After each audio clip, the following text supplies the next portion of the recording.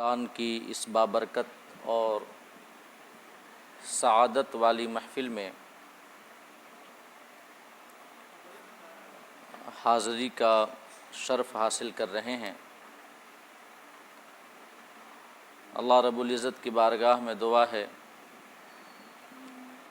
کہ وہ اس محفل کو اور ہم سب کی حاضری کو قبول فرمائے، اور ہم سب کو قرآن کی برکتیں اور قرآن سیکھنے، سکھانے اور اس پر عمل کرنے کی توفیق عطا فرمائے۔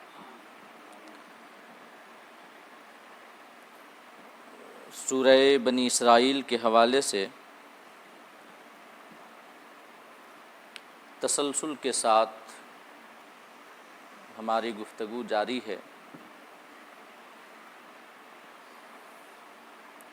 اور اس سورت کی 72 آیات کریمہ کی روشنی میں میں آپ کے سامنے تفصیلی گفتگو کر چکا ہوں۔ آج انشاءاللہ 72ویں آیت کریمہ کے بعد والی کچھ آیات جو کہ آیت نمبر 73، 74 اور 75 ہیں، ان کے حوالے سے ہم کچھ باتیں آپ کے سامنے عرض کریں گے۔ اللہ پاک کی بارگاہ میں دعا ہے کہ وہ ہم سب کو حق بولنے، حق سننے اور حق پر عمل کرنے کی توفیق عطا فرمائے۔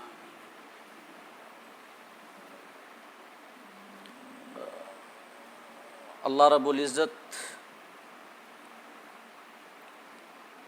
آیت نمبر 73 میں ان آزمائشوں، مشکلات، مصائب اور پریشانیوں کا تذکرہ فرماتا ہے جو ہم سب کے آقا و مولا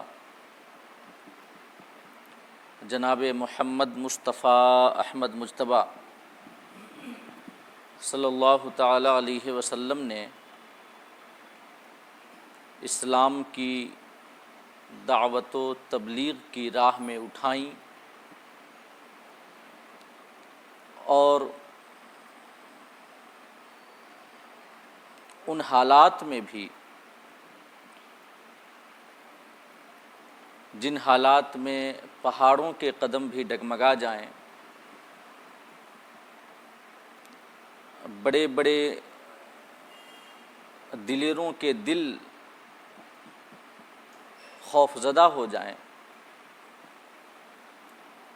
ہمارے آقا نے جس ثابت قدمی، استقلال اور پامردی کا مظاہرہ کیا، اس کے بارے میں پڑھ کر کے انسانی عقلیں حیران اور دنگ رہ جاتی ہیں، اور یہ یقین ہو جاتا ہے کہ مصائب کے سامنے، مشکلات اور پریشانیوں کے سامنے اس طرح سے استقلال اور پامردی کا اور ثابت قدمی کا مظاہرہ کرنا کسی عام انسان کے بس کی بات نہیں ہے، بلکہ کسی انتہائی عظیم اور رب کی بارگاہ کے انتہائی محبوب بندے کا کام ہے، اور آپ کی وہ سیرت ہی آپ کی نبوت و رسالت کی سچائی کی سب سے بڑی دلیل بن کر ابھرتی ہے۔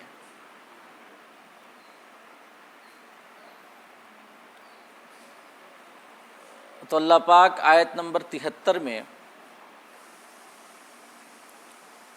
دعوت دین کی راہ میں آقائے کریم صلی اللہ تعالیٰ علیہ وسلم کو جو پریشانیاں اور مصیبتیں آئیں ان کی شدت اور ہولناکی کا تذکرہ کرتے ہوئے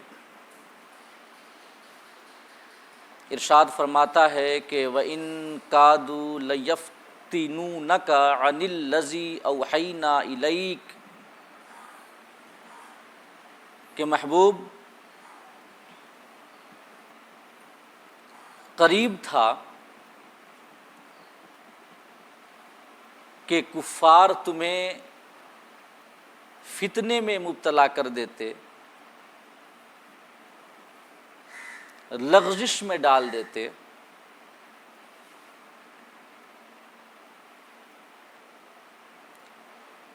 اس وحی سے جو ہم نے تمہاری جانب کی،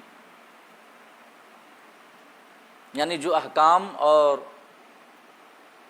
جو فرامین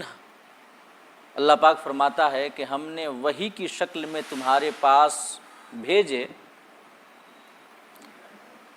قریب تھا کہ کفار اپنی ریشہ دوانیوں اور راہ حق کی مخالفت سے تمہیں ان احکام سے لغزش میں ڈال دیتے،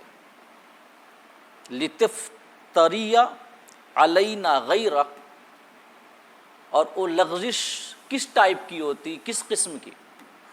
وہ فتنہ کس قسم کا ہوتا؟ اللہ فرماتا ہے کہ تاکہ تم ہمارے اوپر افطرا کرو۔ افطرا مطلب کسی پر افطرا باندھنا، مطلب اس کی جانب وہ چیز منسوب کرنا جو اس نے نہ کہی ہو، بہتان کے معنی میں آتا ہے۔ تو اللہ پاک فرماتا ہے کہ محبوب قریب تھا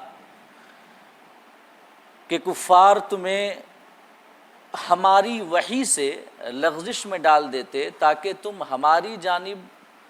اس چیز کو منسوب کرو جو کہ اس کے خلاف ہوتا جو ہم نے تمہاری جانب وحی کی اور حکم بھیجا۔ افطرا اور بہتان باندھو۔ اور اس کے بعد اللہ فرماتا ہے کہ محبوب اگر تم ایسا کر دیتے، وحی کے خلاف کوئی تمہارا قول یا تمہارا عمل ہو جاتا، تب کفار تو تمہیں اپنا دوست بنا لیتے، کفار تمہیں اپنا خلیل بنا لیتے۔ اللہ فرماتا ہے خلیلا وَإِذَا لَاتَّخَذُوكَ خلیلا، تب کفار تمہیں اپنا دوست بنا لیتے۔ لیکن نتیجہ کیا ہوتا اس کا؟ اللہ فرماتا ہے آگے کہ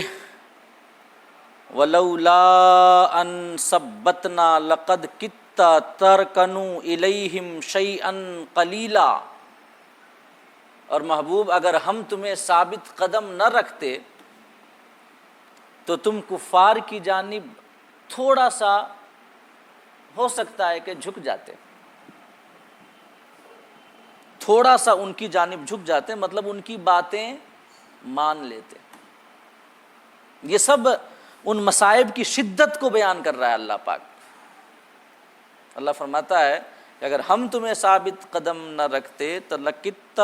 تَرْكَنُوا إِلَيْهِمْ شَيْئًا قَلِيلًا، تم تھوڑا سا کفار کی جانب جھک جاتے، اور جب جھک جاتے تو کفار کے تو محبوب بن جاتے، وہ تمہیں اپنا خلیل اور دوست بنا لیتے۔ لیکن اللہ فرماتا ہے کہ إِذًا لَأَذَقْنَاكَ ضِعْفَ الْحَيَاةِ وَضِعْفَ الْمَمَاتِ ثُمَّ لَا تَجِدُ لَكَ عَلَيْنَا نَصِيرًا۔ اگر ایسا ہو جاتا تو ہم تمہیں زندگی میں بھی دونا عذاب کا مزہ چکھاتے اور موت کے بعد بھی تمہیں دوہرے عذاب کا مزہ چکھاتے۔ اور تم پھر ہمارے مقابلے میں، اللہ اپنے حبیب سے فرماتا ہے کہ پھر تم ہمارے مقابلے میں کوئی مددگار نہیں پاتے۔ یہ انداز تکلم، یہ انداز خطاب آپ ملاحظہ فرمائیں، اور یہ اس قسم کا خطاب جو ہے، ابھی اس کی وضاحت میں کروں گا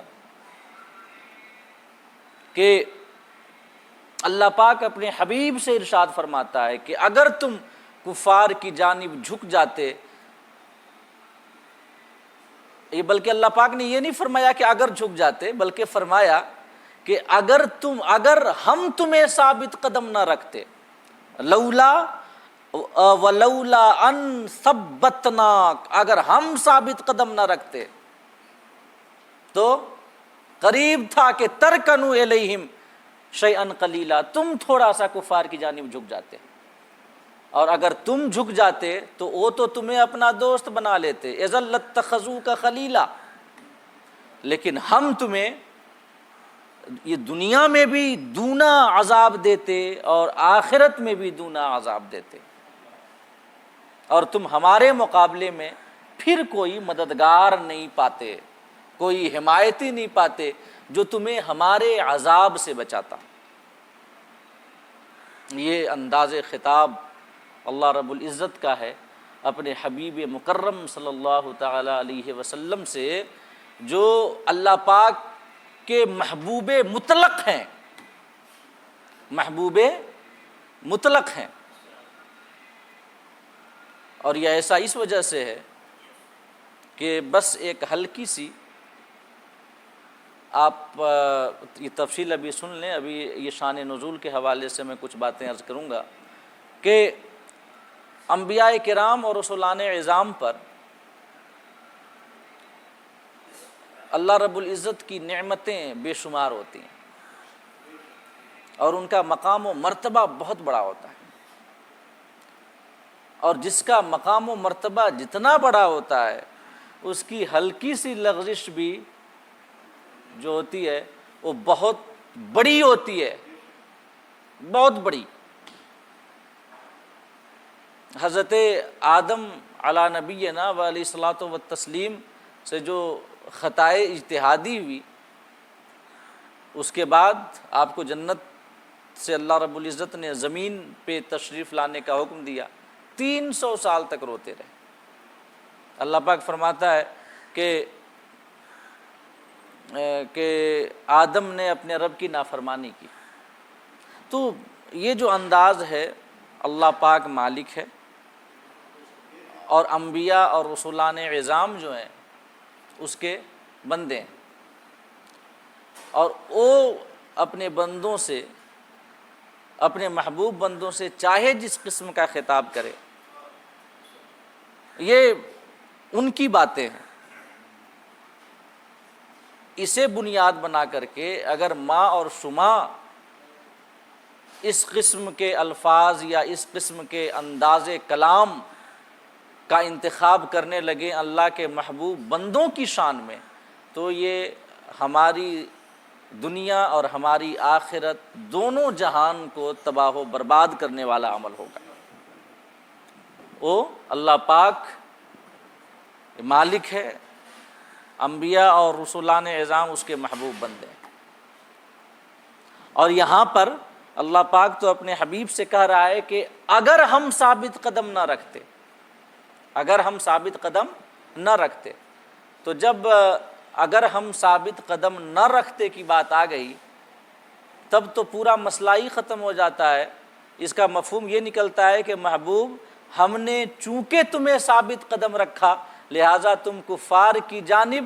تھوڑا سا بھی مائل نہیں ہوئے اور جھکے نہیں، کیونکہ ہم نے آپ کو ثابت قدم رکھا۔ لولا عربی زبان کا لفظ ہے، اور لولا کا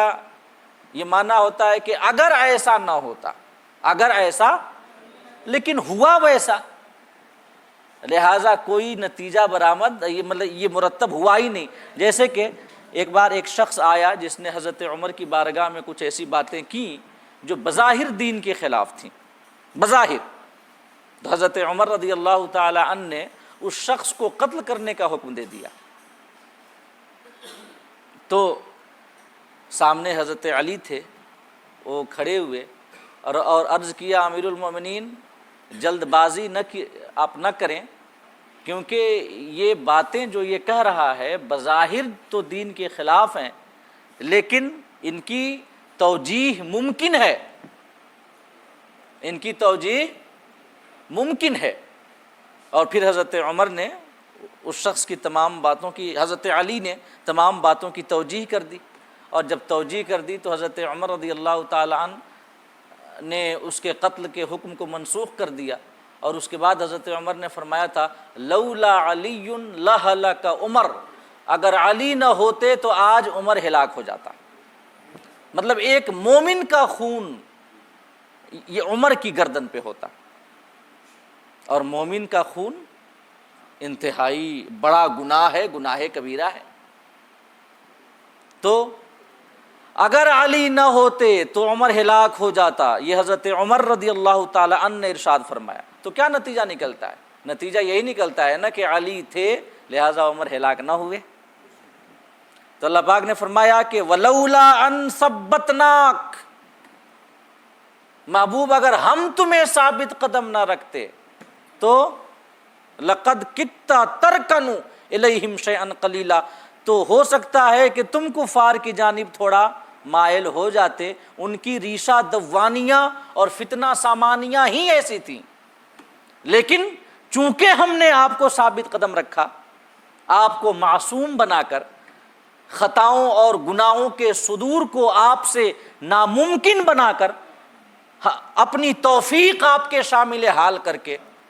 اپنی مدد، نصرت اور حمایت ہمیشہ آپ کے ساتھ رکھ کے، چونکہ ہم نے آپ کو ثابت قدم رکھا لہٰذا آپ کفار کی جانب تنک سا بھی مائل نہیں ہوئے۔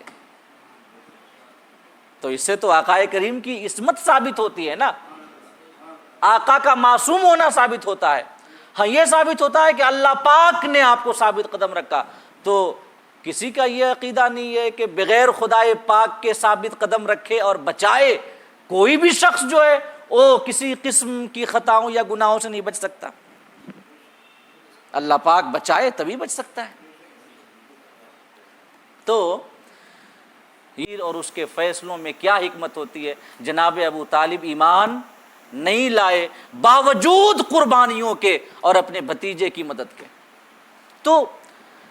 یہ ایک ہلکی سی جھلک میں نے پیش کی کفار کی ان کوششوں کو کہ انہوں نے کبھی ڈرایا، کبھی دھمکایا، کبھی لالچ دی۔ ایک روایت میں آتا ہے کہ کفار آئے جناب ابو طالب کے پاس اور کہتے ہیں کہ آپ اپنے بھتیجے کو روک دیں کہ وہ ہمارے بتوں کی مذمت نہ کریں، ہمارے باپ دادا کو جاہل یا احمق نہ کہا کریں، اور اگر وہ چاہتے ہیں کہ ہم انہیں اپنا سردار بنا لیں تو ہم انہیں اپنا سردار اور بادشاہ بنا دیتے ہیں، اور اگر وہ یہ چاہیں،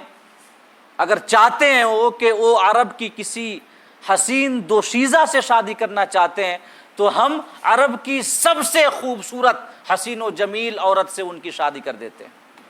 اگر وہ مال و زر کی لالچ اپنے دل میں رکھتے ہیں تو ہم ان کے قدموں میں دولت کے انبار لگا دیں گے، بس وہ دین کی دعوت کو چھوڑ دیں۔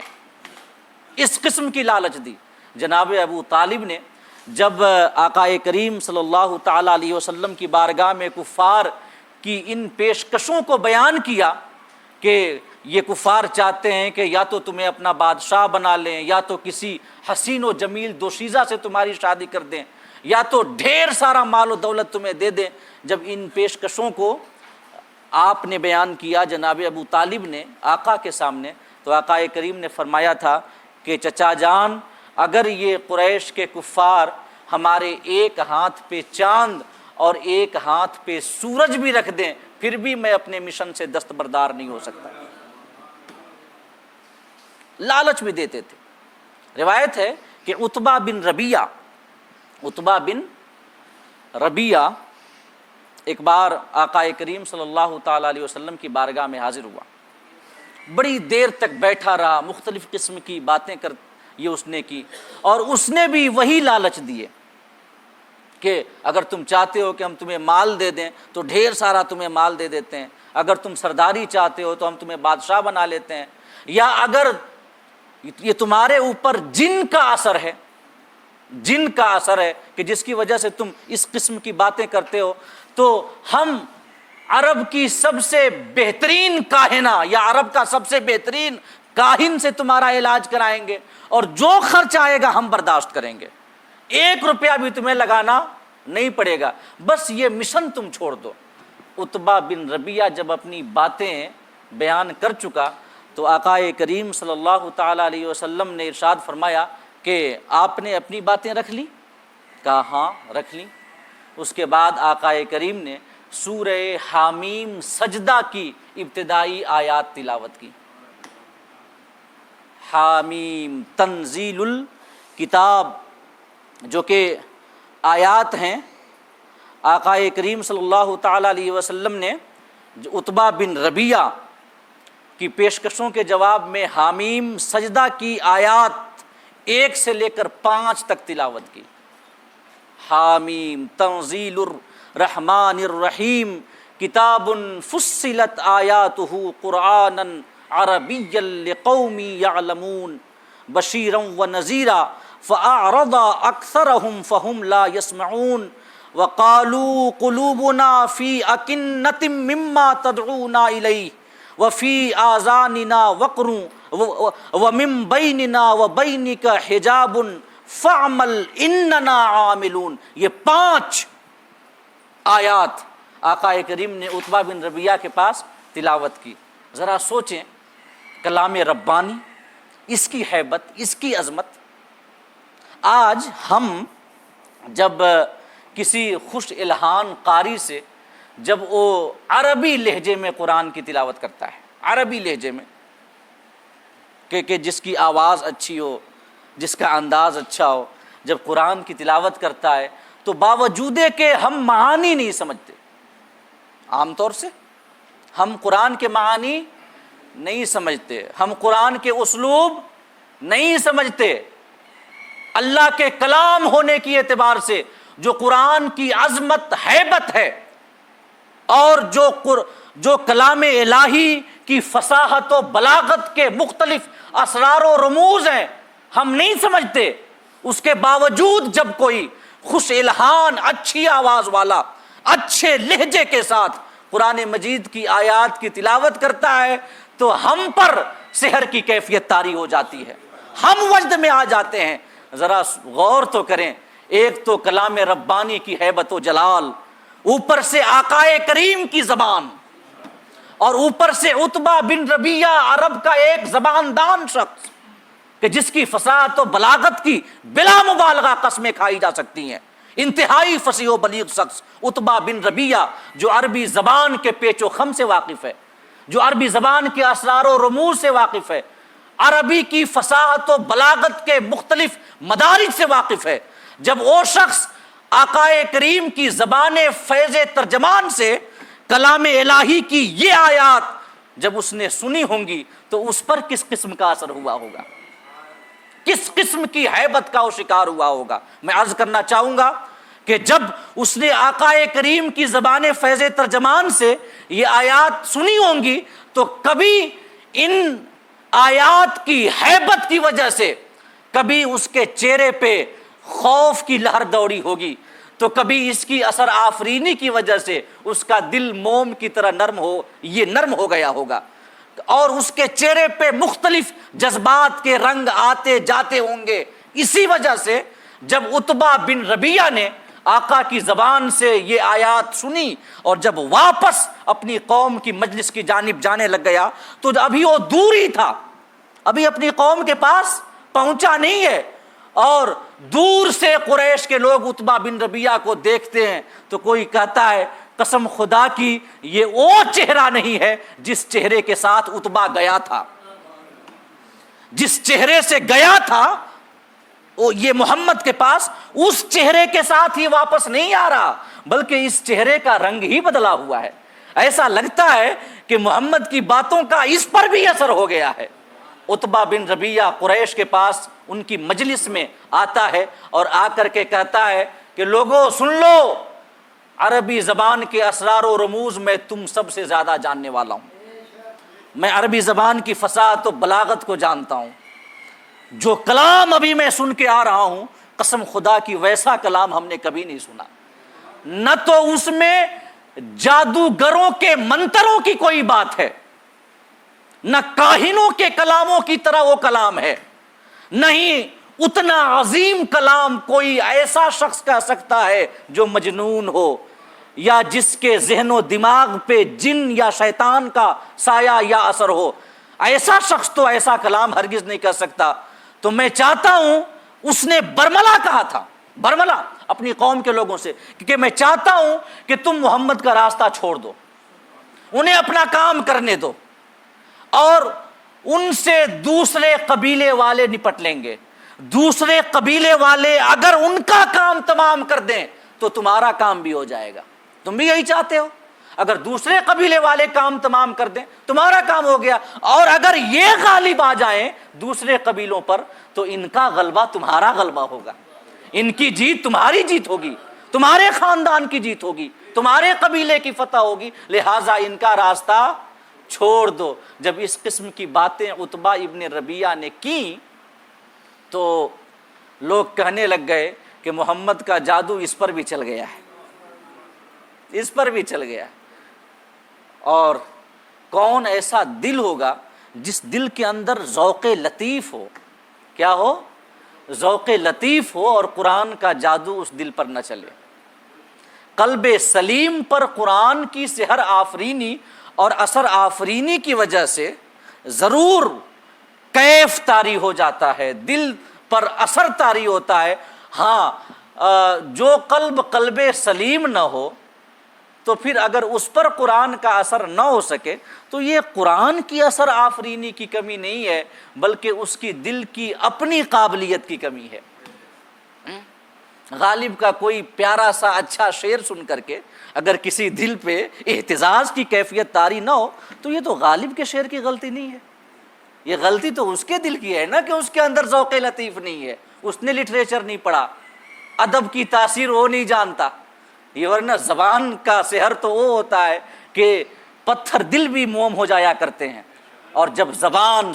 نبوی ہو اور کلام الہی ہو جس کے بارے میں آیا اللہ پاک فرماتا ہے وَإِنَّ فَضْلَ كَلَامِ اللَّهِ عَلَى سَائِرِ الْكَلَامِ كَفَضْلِ اللَّهِ عَلَى الْخَلْقِ كُلِّهِ۔ لوگوں سن لو، اللہ کے کلام کی فضیلت دنیا کے سارے کلاموں پر ایسے ہی ہے جیسے خود اللہ کی فضیلت اس کی ساری مخلوقات پر ہے۔ تو عتبہ بن ربیعہ پر اثر تو ہونا تھا۔ اب اثر آفرینی کی بات آئی ہے تو ایک واقعہ سنیں، واقعہ کہ عرب میں ہوتا یہ تھا کہ ہر سال عکاظ کے بازار میں میلہ لگا کرتا تھا۔ کیا؟ میلہ لگتا تھا ہر سال، اور اس میلے میں عرب والے تجارت بھی کیا کرتے تھے، اور مختلف قبیلوں کے شعراء بھی آتے تھے، اور وہاں پہ اپنا کلام اپنا قصیدہ وہ پڑھا کرتے تھے، اور جو قصیدہ سب سے اعلیٰ درجے کا ہوتا تو اس قصیدے کو بطور سند اعزاز اسے خانہ کعبہ کی دیوار پہ چسپاں کر دیا جاتا تھا، خانہ کعبہ کی دیوار پہ، اور یہ سمجھا جاتا تھا کہ اس سال پورے عرب نے اس سے بہتر قصیدہ نہیں کہا ہے۔ تو ہمارے آقا صلی اللہ تعالی علیہ وسلم پر سورہ کوثر نازل ہوئی، جب انا اعطیناک الکوثر فصلی لربک وانحر ان شانئک هو الابتر، 3 چھوٹی چھوٹی آیات ہیں، چھوٹی سی صورت ہے۔ جب یہ صورت ہمارے آقا پہ نازل ہوئی تو روایتوں میں آتا ہے کہ آپ نے حکم دیا کہ جیسے عرب والے اپنی زبان دانی اور عظیم قصیدے کو خراج عقیدت پیش کرتے ہیں، اس کو سند اعزاز عطا کرتے ہیں، اسے کعبہ کی دیوار پہ لٹکاتے ہیں، لے جاؤ اسے بھی لٹکا دو۔ تو یہ 3 آیات چھوٹی چھوٹی ایک صورت جا کر کے خانہ کعبہ کی دیوار پہ لٹکا دی گئی، خانہ کعبہ کی دیوار پہ لٹکایا گیا جب ان آیات کو، تو عرب کا ایک مشہور شاعر جو اس زمانے میں جس کی شاعری کا پورا عرب لوہا مانتا تھا،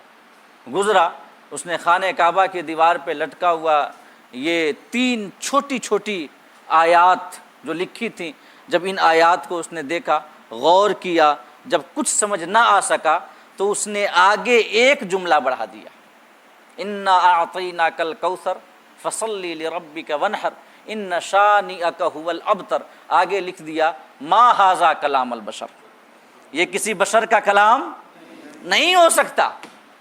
ما ھذا کلام البشر، اس نے ایک جملہ بڑھا دیا. یہ قرآن مجید کی فصاحت و بلاغت کی عظمت ہے. تو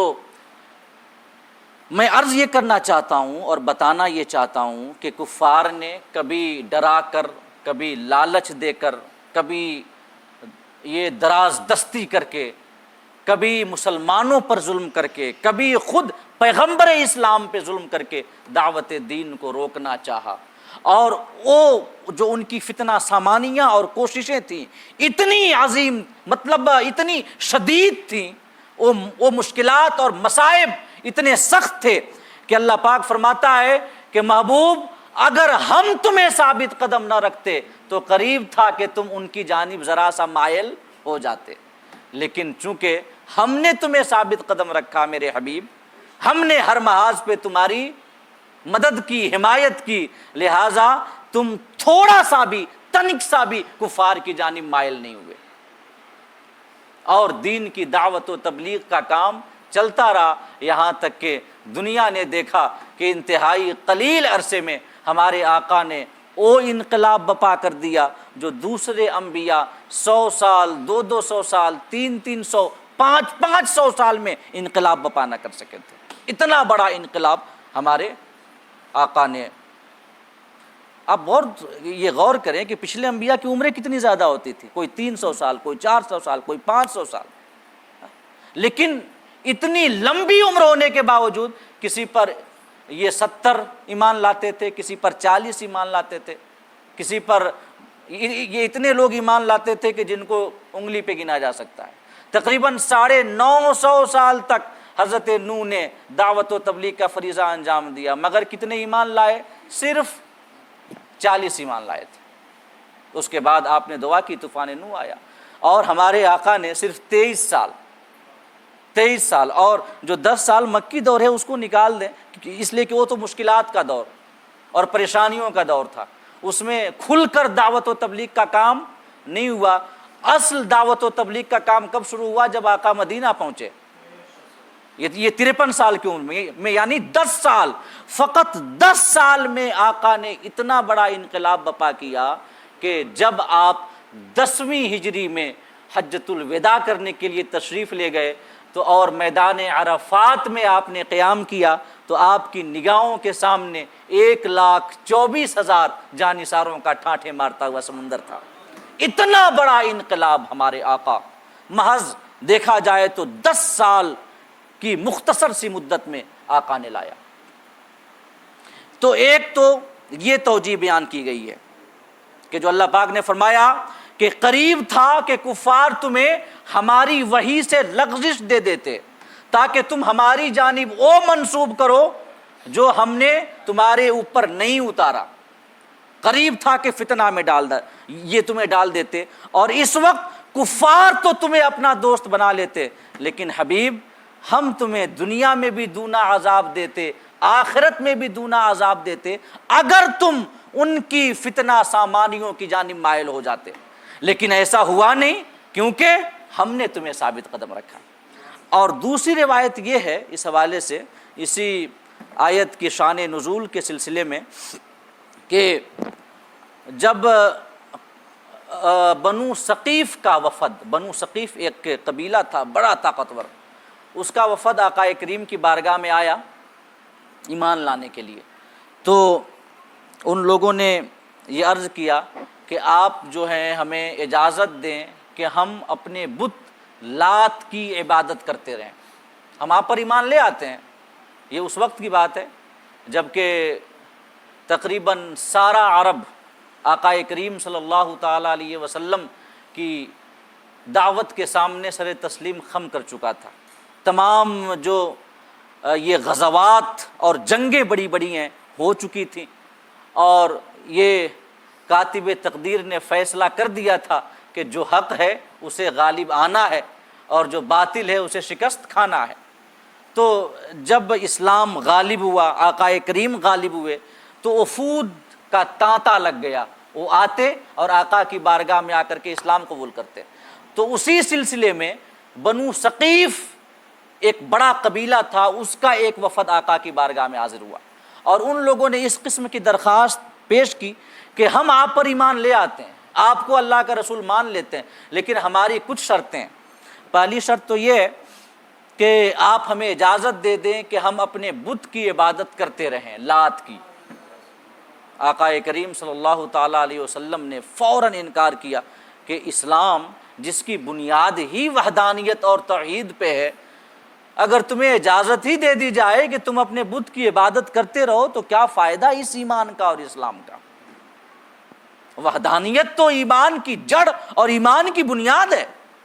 وَمَا أَرْسَلْنَا مِن قَبْلِكَ مِن رَّسُولٍ إِلَّا نُوحِي إِلَيْهِ أَنَّهُ لَا إِلَٰهَ إِلَّا أَنَا فَاعْبُدُونِ۔ اللہ فرماتا ہے محبوب، ہم نے جس رسول کو بھی بھیجا اس کی جانب بنیادی حکم یہی بھیجی، ہم نے یہی بھیجا کہ میرے علاوہ کوئی معبود نہیں، لہٰذا فقط میری پوجا کرو،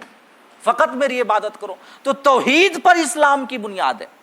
آقا نے منع کر دیا، تو ان لوگوں نے کہا کہ آپ ہمارے علاقے کو بھی حرم بنا دیں، ہمارے علاقے کو حرم بنا دیں، جیسے مکہ حرم ہے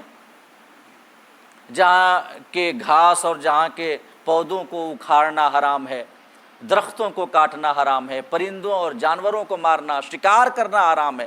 مکہ ایک حرم ہے۔ تو انہوں نے کہا کہ آپ جو ہیں ہمارے علاقے کو بھی حرم بنا دیں تاکہ پورے عرب پہ ہماری فضیلت کی دھاک بیٹھ جائے، سب جان لیں کہ ہمارا مقام کتنا بڑا ہے، ہمارا رتبہ کتنا بڑا ہے۔ آقا کریم چپ رہے، اور پھر ان لوگوں نے کہا کہ اگر لوگ آپ سے پوچھیں کہ آپ نے ان کے علاقے کو، بنو ثقیف کے علاقے کو حرم کیسے بنا دیا، تو وہ اس قسم کی جسارت کرتے ہیں کہ جو ذات سچ کی تعلیم دینے آئی تھی اسی ذات کو وہ کہتے ہیں کہ آپ جب لوگ اعتراض کریں یا سوال کریں، اعتراض تو یہ کسی صحابی کی یہ طاقت نہیں تھی کہ وہ نبی کی بارگاہ میں اعتراض کر سکے، عریضہ پیش کرتے تھے۔ تو کہا کہ اگر کوئی سوال کرے تو آپ بتا دیجئے گا کہ یہ اللہ کا حکم ہے۔ استغفر اللہ، ایک تو جھوٹ کا کہہ رہے ہیں، اور اتنا بڑا جھوٹ کہ اللہ پر جھوٹ مان دیں، اللہ پر۔ اسی بات کو اللہ پاک نے بیان کیا کہ قریب تھا کہ کفار آپ کو لغزش میں ڈال دیتے تاکہ آپ لتفتری علینا غیرہ، تاکہ آپ ہماری جانب وہ منسوب کریں جو ہم نے آپ پر نہیں اتارا، کہ آپ کہہ دیجئے گا کہ خدا کا حکم تھا، لہٰذا ہم نے بنو ثقیف کے علاقے کو حرم، یہ حرم ہونے کا اعلان کر دیا۔ آقا کریم چپ رہے پھر بھی، اور جب آقا چپ رہے تو حضرت تو یہ روایتوں میں آتا ہے، تو آقا کے سکوت کی وجہ سے بنو ثقیف کی امید بن گئی، انہیں لگا کہ غالباً ان کی بات مان لی جائے گی۔ آقا چپ، اور وہ آپس میں باتیں کرنے لگ گئے کہ یہ لگتا ہے کہ ہمارا مطالبہ منظور ہو جائے گا۔ وہیں پر سامنے آقا کریم کے مزاج دان، رازدار نبوت کے امین حضرت عمر فاروق اعظم رضی اللہ تعالی عنہ بھی موجود تھے۔ آپ نے اپنی تلوار کو میان سے نکالا اور لہراتے ہوئے ان لوگوں کو کہا کہ تمہیں کیا لگتا ہے کہ آقا تمہاری بات کو ماننے کے لیے اور تمہارے مطالبے پہ غور کرنے کے لیے چپ ہے؟ نہیں، بلکہ آقا تمہاری بات کی شناعت و قباحت کی وجہ سے خاموش ہیں کہ تم کتنی بری بات کہہ رہے ہو۔ حضرت عمر چیخ پڑے، تو اسی وقت یہ آیت کریمہ نازل ہوئی کہ قریب تھا کہ محبوب کہ ان کی فتنہ سامانیوں کی وجہ سے اگر ہم ثابت قدم نہ رکھتے، جو آیت نمبر 74 میں آیا کہ ولولا ان ثبتناک، اسے ہر جگہ ملحوظ رکھیں، اگر ہم ثابت قدم نہ رکھتے تو آپ ان کی جانب مائل ہو جاتے، لیکن ثابت قدم رکھا اور مائل آپ نہیں ہوئے۔ تو ایک یہ روایت ہے شأن نزول کے سلسلے میں۔ دوسری روایت یہ ہے کہ ایک بار قریش کا ایک وفد آقا کریم کی بارگاہ میں آیا، رات بھر وہ آقا کریم کی بارگاہ میں بیٹھا رہا اور اپنی باتیں کرتا رہا۔ اور کس قسم کی باتیں کی ان لوگوں نے؟ روایتوں میں مختلف باتیں ملتی ہیں۔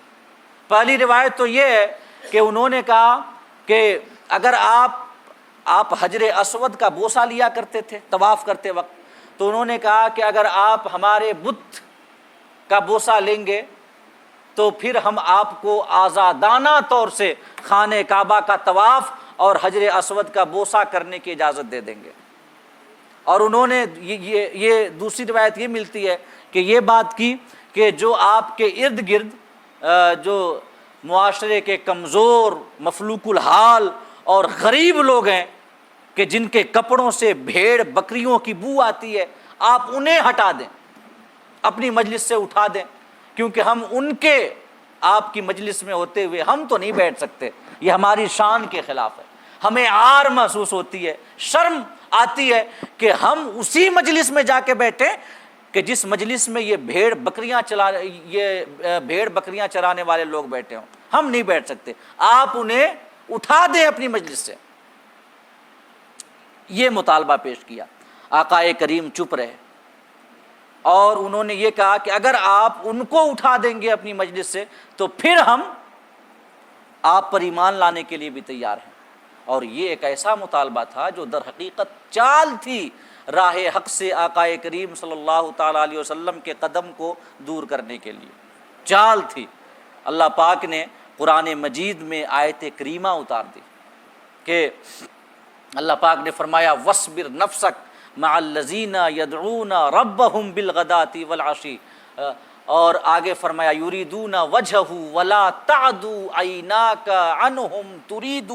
زینۃ الحیاۃ الدنیا ولا تطع من اغفلنا قلبہ عن ذکرنا وکان امرہ فرطا۔ اللہ پاک فرماتا ہے کہ محبوب، یہ کفار کہتے ہیں کہ یہ غریب اور معاشرے کے دبے کچلے مفلوک الحال لوگوں کو آپ اپنی مجلس سے اٹھا دیں کہ تاکہ یہ آ کر کے بیٹھ سکیں۔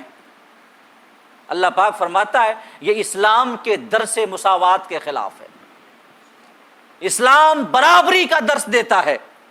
دولت کی وجہ سے، معاشرتی حیثیت کی وجہ سے اسلام کی نگاہ میں کوئی چھوٹا بڑا نہیں ہے۔ وہ روایت غالباً بہت پہلے میں نے آپ کے سامنے بیان کی تھی کہ جب یہ آیت نازل ہوئی کہ انذر عشیرتک الاقربین، محبوب آپ اپنے قریبی رشتہ داروں کو ڈرائیے، آقا کریم نے علی کو حکم دیا کہ علی بکرا ذبح کرو، کھانا تیار کیا گیا، اور آپ نے اپنے خاندان اور قبیلے میں سے سرکردہ اور سربرآوردہ لوگوں کو دعوت دی، ابو جہل، ابو لہب وغیرہ جو بڑے بڑے رئیس تھے مکہ کے، ان کو بلایا، اور وہ آقا کے قریبی رشتہ دار بھی تھے، سب کو بلایا، اور یہ دسترخوان چن دیا گیا، کھانا کھلایا گیا۔ آقا کی اس سیرت اور سنت سے سمجھ میں آتا ہے کہ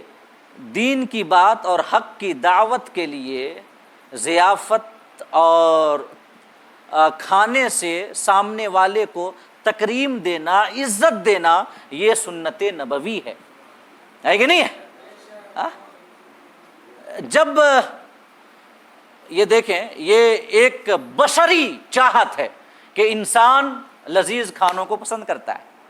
کھانے، اور جب کسی کو کھانا کھلایا جائے اس کے بعد اگر اس سے کوئی بات کریں، کوئی بات کہیں تو اسے غور سے سنتا ہے اور ہو سکتا ہے کہ قبول بھی کر لے۔ اسی وجہ سے خانقاہوں میں ہمیشہ سے یہ رسم چلی آ رہی ہے لنگر کھلانے کی، جو خانقاہوں کی رسم ہے نا کہ مسافر آ رہے ہیں، قسم قسم کے لوگ آ رہے ہیں، عام لنگر کا اہتمام، آؤ کھانا کھلاؤ، کھاؤ۔ اور خانقاہوں کا دستور ہوتا تھا کہ اولیاء کرام اپنے خدام کو اور یہ مریدوں کو بھیجا کرتے تھے کہ جاؤ دیکھو یہ گلیوں میں، سڑکوں میں دیکھو کوئی مسافر تو نہیں ہے، کوئی بھوکا تو نہیں ہے، کوئی غریب تو نہیں ہے کہ جسے آج کھانا نہیں ملا۔ حضور غوث اعظم کی سیرت میں آتا ہے کہ ہر شام کو آپ کے مدرسے میں اور آپ کی خانقاہ میں عمدہ قسم کا کھانا بنتا تھا. آپ اپنے خادم کو بھیجتے کہ جاؤ دیکھو اگر کوئی مسافر ملے، فقیر ملے تو لے آؤ. مسافروں کو، فقیروں کو ڈھونڈ ڈھونڈ کر کھلایا جاتا اور ان کے